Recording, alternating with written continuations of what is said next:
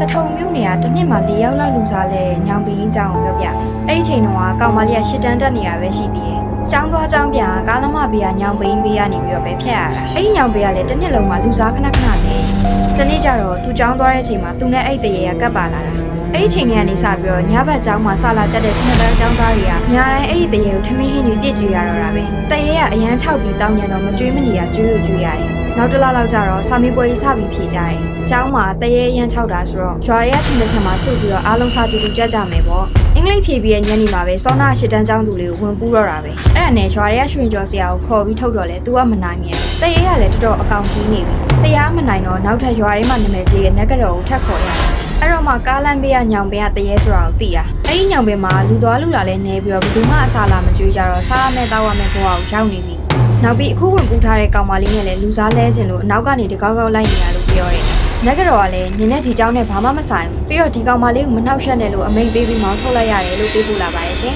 ။ဒီเจ้าရလေးကိုမျှဝေတင်ဆက်ခွင့်ပေးတဲ့အကောင့်ပိုင်ရှင်တွေကိုကျေးဇူးများတင်ပါတယ်ရှင်။ဗီဒီယိုလေးတွေကို TikTok အပြင် YouTube နဲ့ Telegram မှာလည်းကြည့်ရှုနိုင်ပါတယ်။ Telegram Channel link ကိုဘိုင်မှာချပေးထားသလို YouTube Channel link ကိုတော့ Telegram မှာပင်ထောက်ပေးထားတဲ့နေရာနေတစ်ဆင့်ဝင်ရောက်ပြီးတော့အားပေးကြည့်ရှုနိုင်ပါတယ်ရှင်။